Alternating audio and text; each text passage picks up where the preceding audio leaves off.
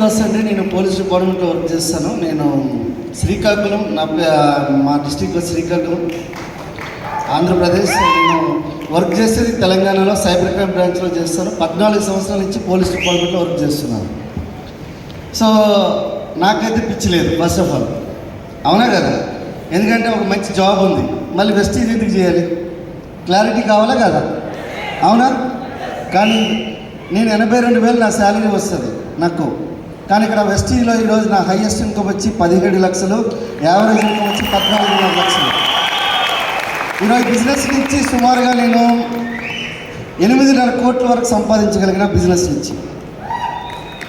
అయితే వద్దు, చప్పట్లు కొట్టద్దు, మీరు కొట్టడానికి రెడీ లేరు, కొట్టద్దు. ఎందుకనుకుని అంటున్నానంటే ఈ బిజినెస్లో ఒక్కటే గుర్తుపెట్టుకోండి, నేను రిటైర్మెంట్ అయ్యే లోపల 1,80,00,000 కంటే ఎక్కువ సంపాదించలేను నేను. కానీ ఈరోజు బిజినెస్ నుంచి ఓన్లీ 4 ఇయర్స్ లోపల నేను 8.5 crores బిజినెస్ నుంచి తీసుకోవడం జరిగింది.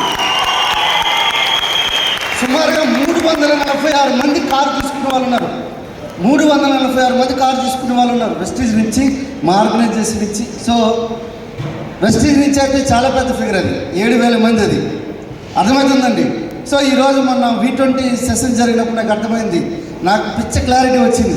ఎందుకు క్లారిటీ వచ్చింది అనుకున్నంటే, మనం ఒక కంపెనీ స్టార్ట్ చేసి ఒక ఏదో పెద్ద పొడి చేద్దాం అనుకొని చెప్పి చాలామంది అనుకుంటే ఏం అవసరం లేదు. జస్ట్ వెస్టీజ్లో ఒక ఆధార్ కార్డు ఇచ్చి మీరు బిజినెస్ స్టార్ట్ చేస్తే చాలు, 2 సంవత్సరాలు మీరు కోటీశ్వరుడు అవ్వచ్చు. ఇక్కడ బిజినెస్ ఎందుకు మీకు ఇది ఎలాంటిది అనుకున్నంటే, మీకు ఎగ్జాంపుల్ చెప్తా చూడండి. ఒక మంచి అమ్మాయి ఉంది, ఒక మంచి క్యూట్ అమ్మాయి ఉంది, సమంత లాంటి అమ్మాయి ఉంది. ఆ అమ్మాయిని చూశాడు ఒక నాలంటాడు, ఎవడో ఒకడు ఉంటాడో లేదా, చూశాడు. చూసిన తర్వాత లైబ్రరీ దగ్గరికి వెళ్ళాడు, అమ్మాయి ఏమో అక్కడ ఉంది. ఉన్న తర్వాత ఏమనుకున్నట్టుందంటే, అరే చూడట్లేదు అబ్బాయి దిక్కు, కానీ మంచి ఒక బుక్ కొనుక్కొని ఇంట్లో పెట్టేసిన తర్వాత రెగ్యులర్గా అమ్మాయిని ఫాలో అవుతున్నాడు. మన వెస్టీజ్ ఫాలో అవుతాం కదా, సో రెగ్యులర్ ప్లాన్ చెప్పడానికి వెళ్తాం కదా, ఫాలో అవుతాం. అట్లా వెళ్తూ ఫాలో అవుతున్నాడు. అయితే ఒకరోజు ప్రపోజ్ చేద్దాం అనుకున్నాడు, కానీ చేయలేకపోయాడు. ఒక 6 నెలలు 1 year వెళ్ళిన తర్వాత అమ్మాయి రావడం మానేసింది. వెళ్ళాడు లైబ్రరీకి వెళ్తే అమ్మాయికి పెళ్ళి అయిపోయింది. అరే నీకు చెప్పాను కానీ వీడికి అబ్బా ఎంత పని అయిపోయింది, అమ్మాయికి పెళ్ళి అయిపోయింది, ఇంత పని అయిపోయింది, నేను ఏందిరా చెప్పి ఇంత కష్టపడి సంవత్సరం తిరిగిన అమ్మాయికి, సంవత్సరం వెస్టీజ్ చేసిన అన్నట్టు ఉంటుంది కదా, సంవత్సరం తిరిగినా కానీ ఏం కాలే అని అనుకుంటాడు. ఇంటికి వచ్చి దిగాలకు వచ్చి చూసి ఆ బుక్ తీస్తాడు. సరేలే ఏదో నాకు చదువుకొని కొద్దిగా మైండ్ రిఫ్రెష్ చేసుకుందామని ఈ బుక్ ఏదైతే ఓపెన్ చేయగానే ఆ బుక్లో అమ్మాయి పెట్టిన లవ్ లెటర్ ఉంది.